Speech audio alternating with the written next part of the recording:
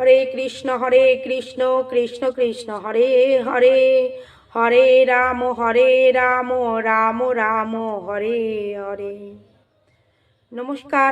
আজ 26শে ডিসেম্বর বৃহস্পতিবার, পৌষ মাসের কৃষ্ণপক্ষের একাদশী ব্রত, শ্রী শ্রী সফলা একাদশী ব্রত আমরা পালন করছি এবং এই একাদশীতে আমাদের অবশ্যই সফলা একাদশী ব্রত মাহাত্ম্য কথা শ্রবণ করা কিংবা পাঠ করা উচিত। আজকে আমি আপনাদের কাছে সফলা একাদশী ব্রত মাহাত্ম্য কথা পাঠ করে শোনাবো। সফলা একাদশী ব্রত মাহাত্ম্য কথা। ব্রহ্মবৈবর্ত পুরাণে যুধিষ্ঠির শ্রীকৃষ্ণ সংবাদে এই তিথির মাহাত্ম্য বর্ণিত হয়েছে। পৌষ মাসের কৃষ্ণপক্ষের একাদশীর নাম হচ্ছে সফলা।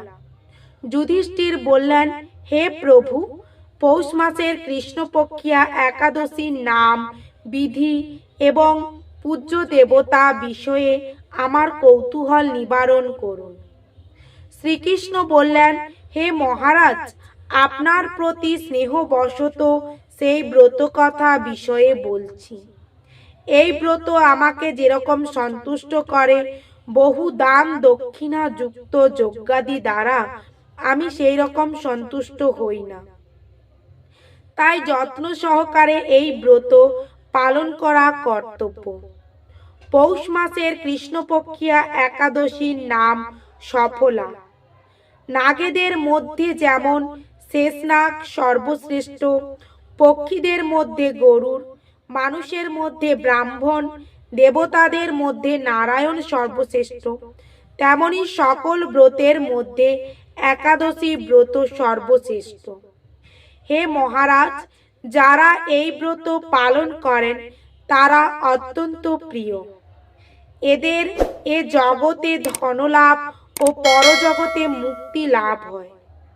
হাজার বছর তপস্যায় যে ফল লাভ হয় না, একমাত্র সফলা একাদশীতে রাত্রি জাগরণের ফলে তা অনায়াসে প্রাপ্ত হওয়া যায়।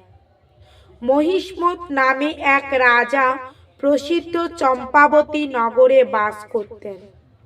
রাজার 4 পুত্র ছিল, কিন্তু তার জ্যেষ্ঠ পুত্র লুম্ভক সর্বদা পরস্ত্রী গমন, মদ্যপান প্রভৃতি অসৎ কার্যে রত ছিলেন।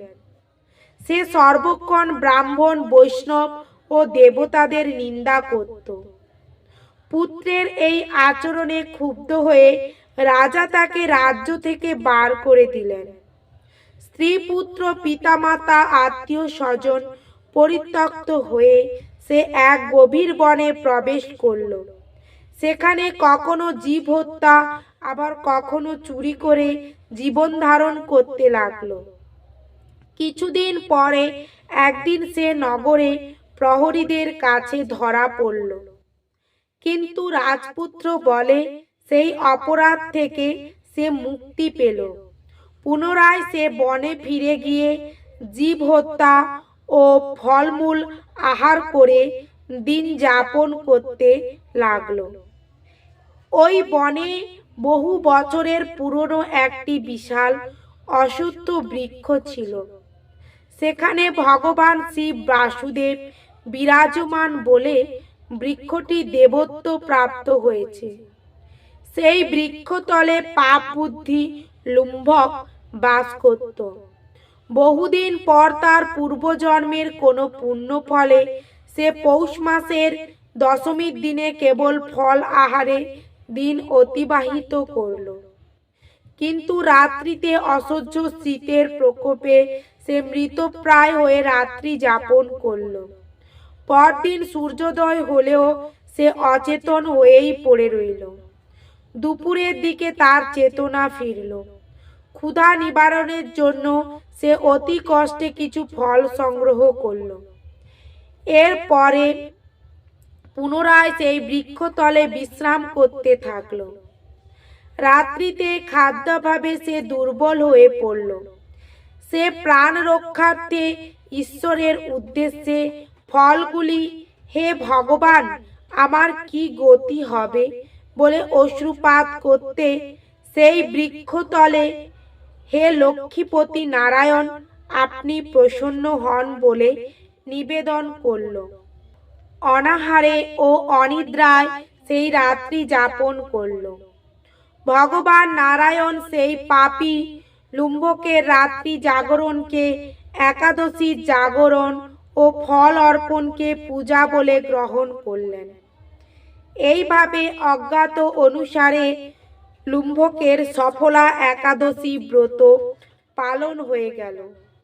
প্রাতঃকালে আকাশে দৈববাণী হলো, হে পুত্র, তুমি সফলা ব্রতের পুণ্য প্রভাবে রাজ্য প্রাপ্ত হবে। সেই দৈববাণী শোনা মাত্র লুম্বক দিব্য রূপ লাভ করল। তার পাপ বুদ্ধি দূর হলো। সে পুনরায় নিষ্কণ্টক রাজ্য ভোগ করল। স্ত্রী বুদ্ধি সহ কিছু কাল রাজ্য সুখ ভোগের পর পুত্রের ওপর রাজ্যের ভার দিয়ে সে সন্ন্যাস আশ্রম গ্রহণ করল। অবশেষে মৃত্যুকালে সে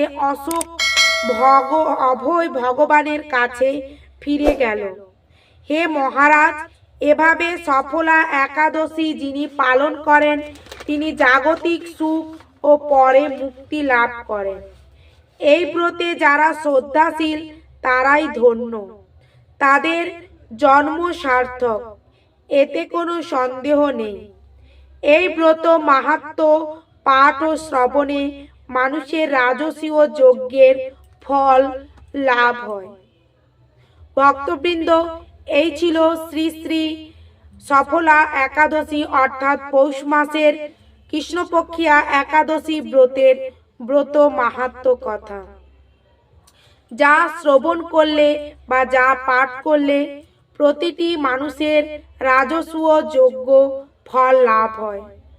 এছাড়াও আমরা তো জানলাম নাগেদের মধ্যে যেমন শ্রেষ্ঠ শেষনাগ, পক্ষীদের মধ্যে শ্রেষ্ঠ গরুড়, মানুষের মধ্যে শ্রেষ্ঠ ব্রাহ্মণ, দেবতাদের মধ্যে শ্রেষ্ঠ হচ্ছে নারায়ণ।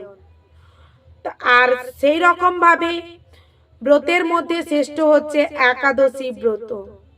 এই ব্রত রাত্রি জাগরণ করে পূজা অর্চনা করলে সকল মনের আশা পূরণ হয়। যা আমরা এই পাপাচারী পরস্ত্রী গমনকারী পাপ বুদ্ধি সম্পন্ন লুম্বকের এই ব্রত অজান্তেই তিনি ব্রত সম্পন্ন করেন, তবুও ভগবান তার পুজো নিয়েছেন।